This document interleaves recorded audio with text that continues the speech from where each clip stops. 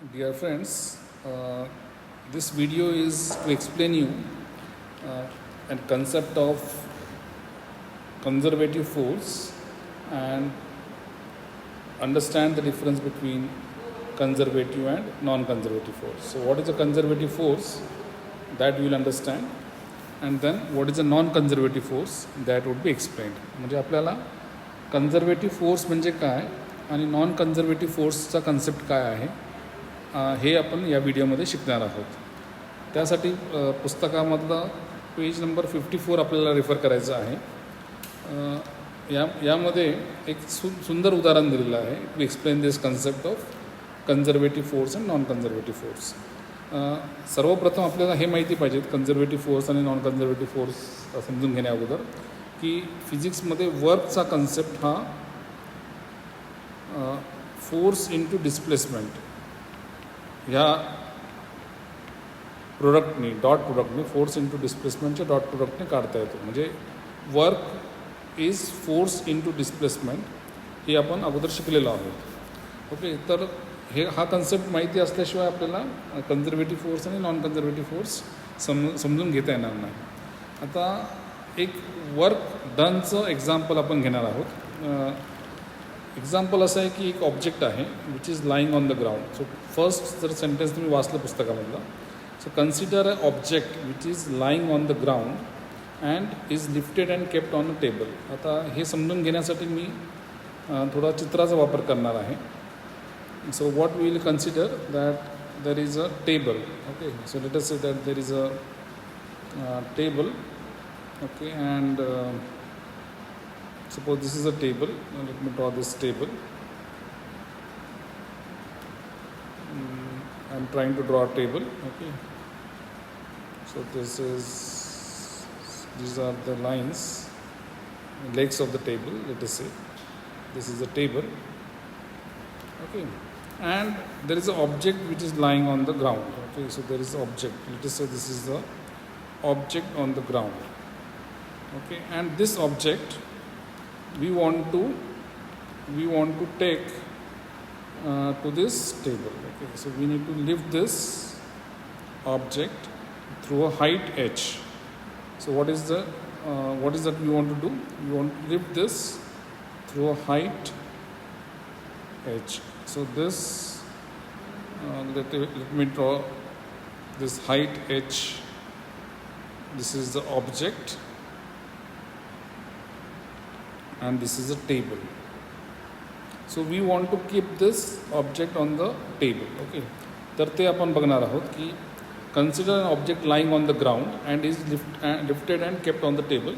आता आपण असं ॲझम्पशन करणार आहोत की इयर रेजिस्टन्स 0 आहे. Year resistance is 0.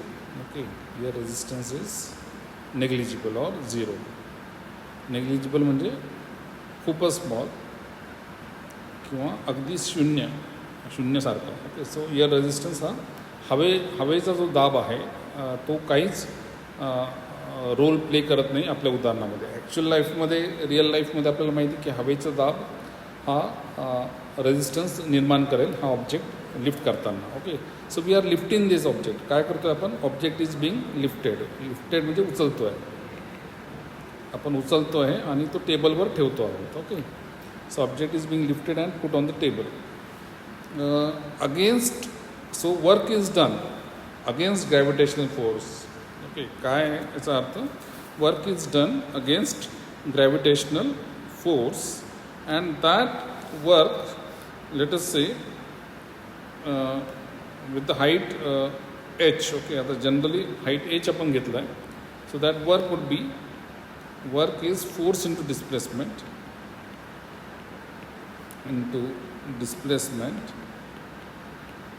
okay, that is it is F into this height h.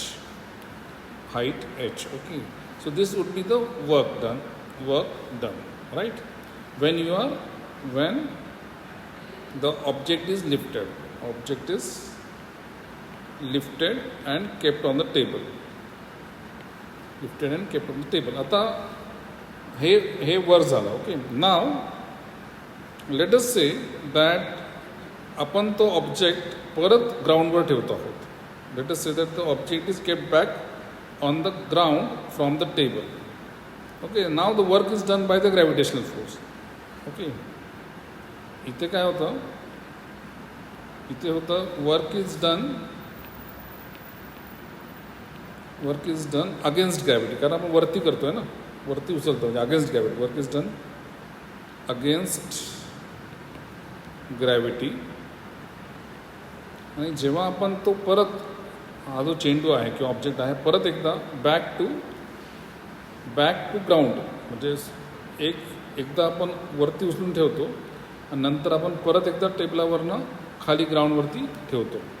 Okay, so when you are taking this back to ground, म्हणजे suppose त्याला आपण प्रोसेस 1 to 2 असं म्हणू, 1 to 2, process 1 to 2, you are lifting this object is being lifted. Okay, आणि process 2 to 1, process 1 to 2 object is being lifted against gravity. आणि when you are putting this object back to ground, putting this object back to ground, तेव्हा काय होणार, तेव्हा तुमचा work 2 to 1 असणार, and that is also F into H. So this is the work done. Okay, this is work done by the gravitational force. याचा अर्थ काय होतो, याचा अर्थ असा होतो की हा जो वर्क आहे which is done by or against a force, work is done by the force or against a force is independent of the actual path. Okay, म्हणजे हा जो वर्क आपण बघितला, हा जो एक्झाम्पल बघितला, याच्यामध्ये जो वर्क आहे, this work and this work they are same because there is no resistance. So there is no loss of energy, and hence your work is independent of the path. So work is, म्हणजे तुम्ही दोन वेगवेगळ्या पद्धतीने work केलं आहे. एक सुरुवातीला 1 to 2 पाथने work केलं, म्हणजे तुम्हाला जर दाखवायचं असेल, अगोदर 1 पासून 2 पर्यंत गेला, हा पाथ 1 to 2 होता, आणि नंतर तुम्ही बॅक टू 1 आला वेगळ्या पाथने, आणि तुम्ही परत ओरिजिनली त्याच पाथला. तर ह्या दोन्ही ठिकाणी वर्क तुमचं सेम होतं. सो अशा वेळेस when the work is same, then such a force is called as conservative force. Okay, so I hope this is understood. Conservative force म्हणजे काय? So conservative force is what? Conservative force is if the work done by the force or against the force is independent of the actual path, then this force, if this work is independent of the actual path, then this force is known as conservative force. So during the work done by a conservative force, the mechanical energy is conserved. So what is the meaning of conservative force? During the work done by a conservative force, जेव्हा work is done by the conservative force, then the mechanical energy, which is the summation of kinetic energy and potential energy, is conserved. Okay, so this is an important thing to be understood, that conservative force means the force in which the work done by the force or against the force is not dependent on the path. ते पाथवरती अवलंबून नाही आहे. Okay, आणि mechanical energy is always conserve, that is kinetic energy plus potential energy is equal to constant. म्हणजे आपण इथे बघितलं तर kinetic energy plus potential energy during the path 1 to 2 will be equal to kinetic energy plus potential energy during the path 2 to 1. आता हे आपल्याला माहिती आहे की जेव्हा ऑब्जेक्ट जमिनीवर असतो, ग्राउंडवरती असतो, तेव्हा त्याची पोटेन्शियल एनर्जी 0 असते. म्हणजे इथे सुरुवातीला पोटेन्शियल एनर्जी 0 असते आणि कायनेटिक एनर्जी मॅक्झिमम असते. आणि तुम्ही जेव्हा उचलतात आणि जेव्हा तो वरती जातो तेव्हा त्याची पोटेन्शियल एनर्जी मॅक्झिमम असते आणि कायनेटिक एनर्जी 0 असते. Okay, so this is because the force is a conservative force. Okay, so this is an important point to be understood, that a force is a conservative force if the work done by the force or work done against the force does not depend on the actual path. It is independent of the actual path. I hope this is understood.